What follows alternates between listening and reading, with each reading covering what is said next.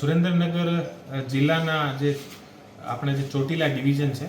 આના આપણે ચોટીલા જે પોલીસ સ્ટેશન છે, ચોટીલા પોલીસ સ્ટેશનના નાની મોલડી અને જાની વડલા જે ગામ છે, આ ગામડામાં અમે લોકો કાલે રાત્રિ દરમિયાન એક કોમ્બિંગનો આયોજન કર્યો હતો અને આ કોમ્બિંગને પીજીવીસીએલની અને જીઈબીની ટીમ પણ અમારે સાથે હતી અને લગભગ 60ની આસપાસ ટોટલ અલગ અલગ ટીમ બનાવીને અને અલગ અલગ જગ્યા પોલીસ સાથે મૂકીને અને હું જાતેથી પણ સાથે હાજર અને અમારા એએસપી અને ડીવાયએસપી પણ આ જગ્યા પર હાજર રહીને અને જે પણ અમારા જે મોટા બૂટલેગર અને જે મોટા ગુનેગાર હતા આ લોકોને ઘરે અમે આકસ્મિક રૂપથી ચેક કર્યો હતો. ટોટલ 19 જે મોટા બૂટલેગર જેના ઉપર એસએમસીની અને એલસીબી દ્વારા મોટી જે કરોડો રૂપિયાની રેડ કરવામાં આવેલી છે, આ લોકોને ઘરને અમે વિશેષ રૂપથી ટાર્ગેટ કર્યા હતા. આ ટાર્ગેટમાં ટોટલ જે 19 લોકો હતા, આમાંથી પ્રતાપભાઈ રામભાઈ બસિયા કાઠી એ નાની મોલડીના નિવાસી છે. ભરતભાઈ રામભાઈ બસિયા આ પણ નાની મોલડી ચોટીલાનો છે અને જયરાજભાઈ બાવકુભાઈ ધાંધલ એ પણ નાની મોલડીનો છે અને સાથે સાથે રણુભાઈ અનકભાઈ ખાચર કાઠી એ પણ જાની વડલા ગામનો છે. એવા કરીને અને ટોટલ જે સંજયભાઈ ભૂપતભાઈ ખાચર એ કાંદાસર ચોટીલાનો છે, ઉદયભાઈ ઉમેદભાઈ ખાચર એ કાંદાસર ચોટીલાનો છે અને ટોટલ 19 લોકોને ઉપર અમે રેડ કરી હતી. ટોટલ 1,30,00,000ના પીજીવીસીએલ તરફથી દંડ આપવામાં આવેલો હતો. એ જે લોકો હતા આ લોકોને તમામ લોકોને ઘરે ગેરકાયદેસર વીજળીના કનેક્શન હતા અને તમામને ઘરે 2-2, 3-3, 4-4 એસી હતી અને તમામ લોકોને ઘરમાં એસીને સાથે સાથે બીજા બધા ઇલેક્ટ્રિકલ જે સામાન હતા અને જે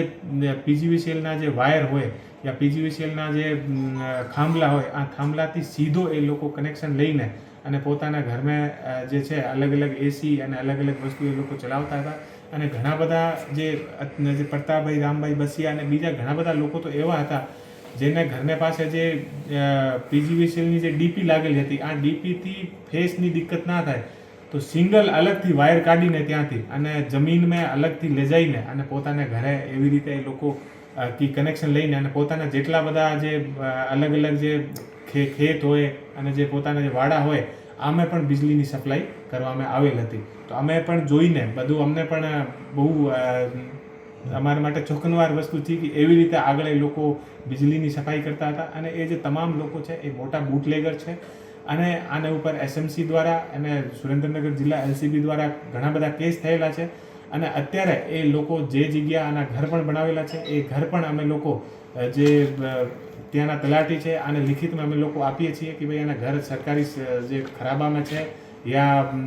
પોતાની માલિકીની જગ્યા છે, આ પણ અમે લોકો ચેક કરાવીએ છીએ અને જે પણના કોઈના ઘર યા બીજી બધી વસ્તુ ગેરકાયદેસર હશે, સરકારી ખરાબામાં હશે તો આનું પણ હટાવવામાં આવશે. અને અત્યારે અમે